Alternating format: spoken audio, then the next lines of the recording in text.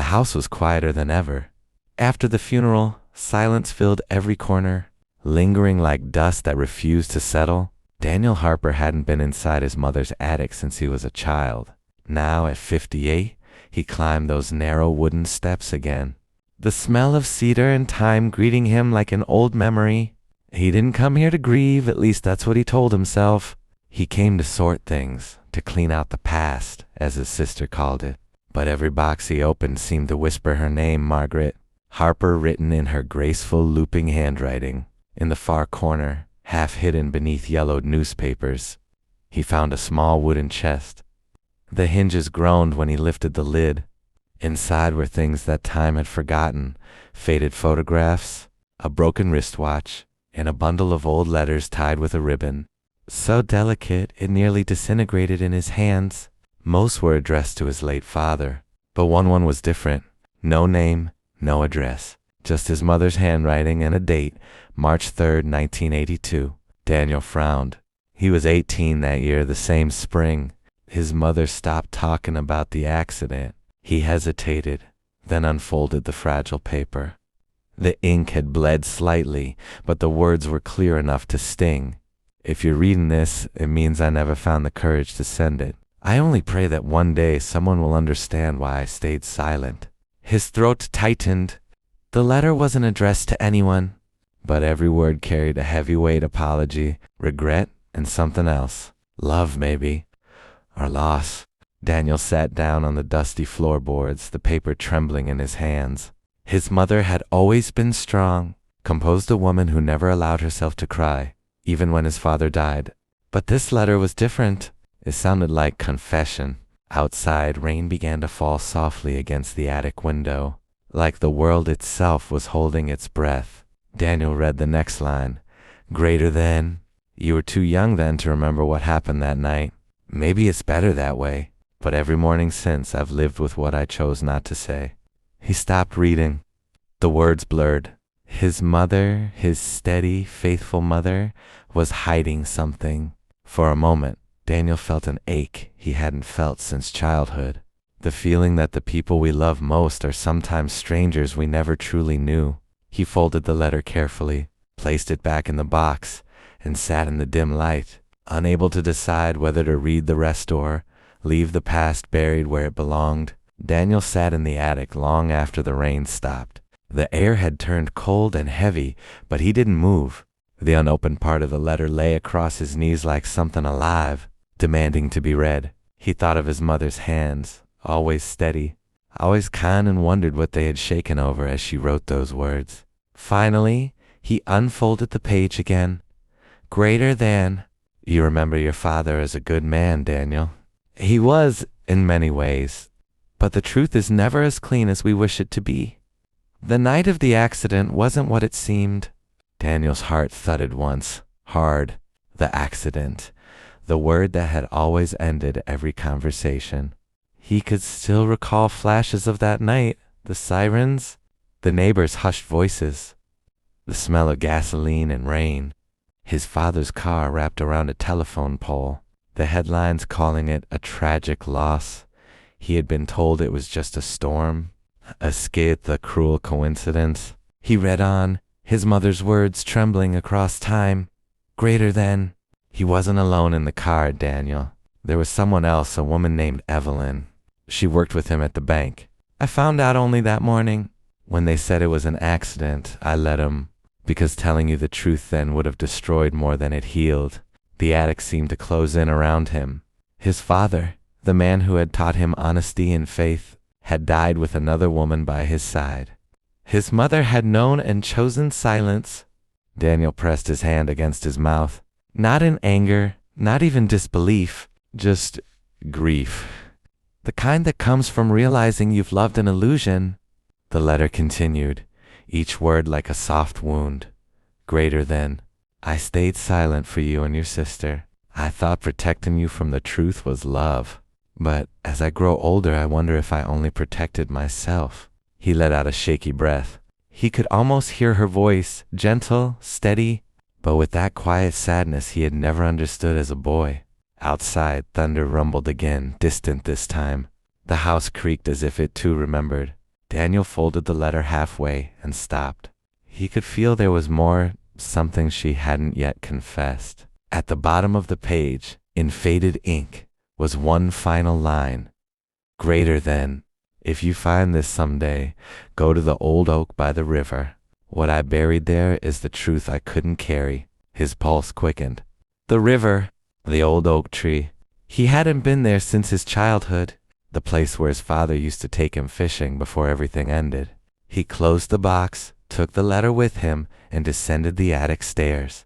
For the first time since the funeral, he felt something close to purpose. The past was no longer buried. It was waiting. The next morning, the sky was washed in pale gold. Daniel hadn't slept. The letter lay on the table beside his coffee mug, edges still curled from his grip. He traced the final sentence again. Go to the old oak by the river. He didn't know what he expected to find there. Maybe nothing. Maybe everything. By noon, he was driving down the winding road that led to his childhood home. The houses were smaller now, the fields overgrown. He passed the church where his parents were married, the diner that had once sold his mother's favorite pie. Time had softened everything, except his questions. The river came into view just as the sun began to fall behind the hills. Its surface shimmered, still and familiar. The old oak stood on the far bank, gnarled and massive, its roots twisting through the soil like veins. Daniel parked, pocketed the letter, and crossed the grass slowly. Each step felt like walking through a memory, the echo of his father's laughter, the tug of a fishing line, the smell of summer rain. When he reached the tree, he hesitated. The bark was scarred, rough to the touch. He knelt, pressing his palm to the cool earth. Something told him exactly where to dig. It didn't take long, just a few inches down. Beneath the roots, he hit something solid. He brushed away the dirt and his breath caught a small tin box, rusted but intact. He lifted it carefully and sat back on his heels. The lock had long since corroded. With a twist it opened, and inside were a few yellowed papers, a faded photograph, and a silver locket. He unfolded the first page. Greater than. If you're reading this, Daniel, it means I never found the courage to tell you the rest. Your father didn't die in that crash because of the rain. He was trying to leave that night. I begged him not to go. Daniel stared at the words, unable to breathe. Greater than. He said he couldn't live a lie anymore. He told me he loved her, but he loved us too, in a different way.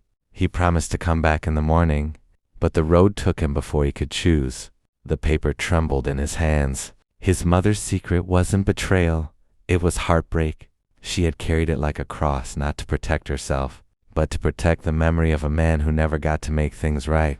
He looked at the photograph next, a picture of his parents. Younger, smiling, holding hands beside that very tree. In the corner, written in his mother's handwriting, were the words, "Love is never clean, but it's still love." Daniel closed his eyes. For the first time in years he wept, not from anger, but from release. He pressed the locket to his palm. Inside was a tiny lock of his father's hair, and a folded note that simply said, "Forgive him and forgive me." The river flowed quietly beside him, reflecting the fading sunlight. He sat there until the stars appeared, feeling something settle inside him. The truth hadn't broken him. It had finally set him free. The next morning, Daniel drove back to the river. The mist was still thick, curling over the surface like a memory that refused to fade. The same river where he used to skip stones with his father. The same river where he had once promised himself he'd never return. He parked the car and sat for a moment, listening to the hum of the engine die out. The silence that followed was heavier than he expected. In the passenger seat lay the letter, now creased, soft at the edges from being opened too many times. He picked it up, reading the first line again.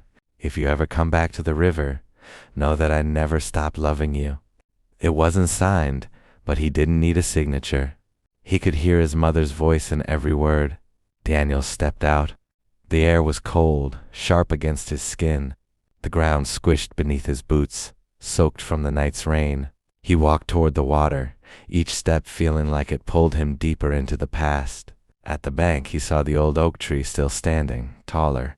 older, split down the middle by lightning years ago. He remembered carving his initials into its bark with his father's pocket knife. The letters were still there, faint, but visible, like a whisper from a childhood that never fully left. He knelt, brushing his fingers against the damp wood. "Hey, Dad," he murmured. "Guess I finally understand." For a moment, he closed his eyes and let the river's sound fill him, the soft rush of water, the birds calling in the distance, the steady rhythm of something eternal. Then he unfolded the letter once more, reading it aloud. Greater than. "I hope you forgive me someday, not for the lies, but for being too afraid to tell you the truth." His throat tightened. He took a deep breath, tore the letter into small pieces, and let them fall into the current. Each fragment drifted away, some fast, some slow, spinning and sinking like tiny white leaves. He watched until the last one disappeared. For the first time in decades, the anger that had lived inside him like a parasite began to loosen its grip. The river didn't take his pain. It simply reminded him that letting go didn't mean forgetting. Daniel wiped his eyes and laughed quietly to himself. "You win, Mom," he said. He always did. As he turned back toward the car, a faint ray of sunlight broke through the clouds, cutting across the water. It wasn't much, just a moment of light, but for Daniel, it was enough. The river didn't forget, but it forgave in its own way. Back in the city, Daniel felt the weight of the past shift slightly, but it hadn't fully left him. The letter was gone, released into the river's current, yet a quiet unease lingered. Some truths, he realized, have a way of finding you again. He stepped into his apartment, tired but alive. The familiar scent of aged leather from his father's old armchair still lingered. He set down the bag containing the letters, remnants, photographs, and lockets safely tucked inside, and sank into the chair. The knock on his door startled him. It was late, too late for anyone to be visiting. Hesitant, he rose and opened the door. Standing there was a woman he hadn't expected to see. Her hair was streaked with silver, her eyes wide with the shock of recognition. "Daniel?" she said softly, almost a whisper. It was Evelyn, the woman mentioned in the letter, his father's secret from that long ago night. He stepped back, unsure what to say. You're alive." Evelyn nodded, tears forming at the corners of her eyes. "I had to see him one last time, but he was gone. I tried to reach Margaret, tried to explain, but she wouldn't let me. I left because I thought it was the only way to honor him." Daniel's chest tightened. For decades he had built an image of betrayal, of a father who had hidden secrets and a mother who had silently suffered. And now, standing in his doorway, was a living fragment of that past, tangible and real. "I never meant for you to carry all this," Evelyn continued. "He loved both of us in different ways. But the night he died, it wasn't an accident. He didn't make it back. I wanted to tell you, to explain, but it was too late." Daniel closed the door behind him, letting the silence of the hallway fill the gap. His father's choices, his mother's pain, and Evelyn's guilt collided inside him. A storm of emotions that felt impossible to untangle. Yet, as he looked at Evelyn, he realized that the truth he had spent a lifetime uncovering wasn't about blame. It was about understanding, about forgiving those who had erred, those who had loved imperfectly. I need time," Daniel said finally, his voice hoarse but steady. "But thank you for coming, I think. I finally understand him now." Evelyn nodded. "That's all I hoped for." As she walked away into the night, Daniel remained at the doorway, the city lights reflecting on the wet pavement. The past hadn't vanished, but its weight had shifted. For the first time in 40 years, he felt a fragile sense of closure, and for a man who had carried secrets longer than most, that was enough. The following morning, Daniel called his sister Claire. He hadn't spoken to her in weeks since the funeral, when grief had made words heavy and strained. "Claire," he began, hesitating. I found something." Her voice, cautious but curious, responded immediately. "Found what?" He took a deep breath, feeling the letter's memory as though it still pulsed in his hand. "Something Mother left behind. Something she wanted me to understand." There was silence on the other end, then a small, nervous laugh. "You mean one of her secrets?" Yes, Daniel admitted, and I think it's time we face it together. When Claire arrived, the two of them sat in the living room, the afternoon sun painting long shadows across the furniture. Daniel told her everything: the attic, the letter, the trip to the river, Evelyn's visit. He spoke slowly, each word deliberate, careful not to lose the fragile balance of emotion in the room. Claire listened, eyes wide, tears welling but held back. She had always idolized their mother's strength, never imagining the quiet battles she had fought alone. You mean, Mom carried all of this? Claire whispered. All the truth, all the pain, all those years? Daniel nodded. She didn't want to hurt us. She thought she was protecting us by staying silent. And I think she was, in her own way. Claire reached for his hand. I wish I could have understood sooner, she said. But now I can. For hours they talked, piecing together fragments of the past that had been scattered across decades. They laughed softly at small memories, cried quietly over the tragedies, and listened as the shadows of misunderstanding slowly lifted. By evening, Daniel and Claire stepped outside. The air was cool, carrying the faint scent of spring blossoms. Daniel looked toward the horizon. It's strange, he said. Even with all we've learned, some things will always stay a little mysterious. But it doesn't hurt the same way anymore. Claire nodded. It's not just the past anymore, she said. It's us, and it's Mom. Finally, it's all of us together. And for the first time in many years, the siblings felt a sense of calm, as though the house itself had exhaled with relief. The silence was no longer heavy. It was gentle, full of understanding and quiet forgiveness. The past had found its way out of the shadows, and in doing so, it had finally allowed them to breathe. The next morning, Daniel and Claire returned to their mother's house together. The sunlight streamed through the windows, illuminating every familiar corner, every shadow that had held decades of secrets. I think it's time, Daniel said, holding the box of letters and photographs, to decide what to do with everything she left behind. Claire nodded, her hands resting on the table. We can't keep it hidden forever, but we also don't want to expose her. Or Dad, not like that. They moved slowly through the house, opening drawers, dusting off old photo albums, reading letters aloud to each other. Each item revealed another layer of Margaret's life, her laughter, her fears, her quiet sacrifices. Finally, they came to the locket, the one Daniel had found at the river.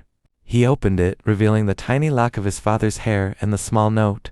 Forgive him and forgive me, Claire gasped softly. She carried that with her. All this time, Daniel traced his fingers over the delicate silver, feeling the weight of generations in a small, simple object. Mom wanted us to understand that love isn't always perfect, that people make mistakes, but it doesn't mean they don't care. They sat together in silence for a long while, letting the memories wash over them. The house was quiet, but not empty. It was alive with the echoes of the past and the warmth of understanding. Finally, Daniel stood. We can keep some of this for ourselves, he said. The letters, the photos, maybe even the story of what she endured. But the rest, the things meant to be buried, can stay buried. Claire smiled, a tear rolling down her cheek. She would have wanted that. She would have wanted us to live without guilt. Together, they carefully selected the items to keep and placed the rest in a chest for storage. As they locked it, Daniel felt a sense of closure unlike anything he had experienced before. The house had been a repository of silence and sorrow, but now it was a place of memory and love. And in that quiet, Daniel realized something profound. Forgiveness wasn't just about the past, it was about the present and the life they would continue to build. For the first time, he felt ready to leave the house behind, not with regret, but with gratitude. The following weekend, Daniel and Claire returned to the river one last time. The air was crisp, carrying the faint scent of early autumn leaves. The water moved steadily, as if nothing had changed, yet everything had. They stood in silence at the edge of the riverbank, the old oak tree casting long shadows across the water. Memories swirled around them, the laughter of their childhood, the sorrow of loss, the heavy burden of secrets finally lifted. Daniel reached into his pocket and retrieved a small box of letters and photographs they had chosen to keep. He held it gently, as if it were the most fragile thing in the world. "Are you ready?" Claire asked softly. He nodded. "I think so." Together, they placed the box at the base of the tree. It wasn't a burial, nor a destruction. It was a gesture of respect, a tribute to the mother who had carried the weight of truth for so long. Daniel knelt, tracing the roots of the oak. "Thank you, Mom," he whispered, "for everything, for protecting us, for loving us, even when it hurt." "I understand now." Claire placed her hand on his shoulder. She did what she thought was right. And now, it's up to us to carry it forward, not as pain, but as memory. They stood together, watching the river glide past, its surface catching the sunlight in sparkling ripples. The weight of 40 years of silence, fear, and misunderstanding had finally begun to drift away. Carried downstream by the current, for the first time in decades, Daniel felt light. He turned to Claire, and they smiled, not with the easy humor of youth, but with the deep, quiet understanding that comes from surviving and forgiving. "Let's go home," he said. As they walked back along the riverbank, the wind rustled through the leaves. It was a small, perfect sound, but it felt like the world itself was exhaling. The past had shaped them, yes, but it no longer bound them. The truth had been uncovered, the love remembered, and the secrets finally at rest. Daniel looked back at the oak tree one last time, and for the first time in 40 years, he felt peace. And in that peace, he knew that his mother's voice would always be with them, not as a shadow, but as a guide, teaching them how to love, forgive, and carry on. The river kept flowing as it always had, and Daniel and Claire walked forward into their lives, free at last from the silence that had haunted them for so long.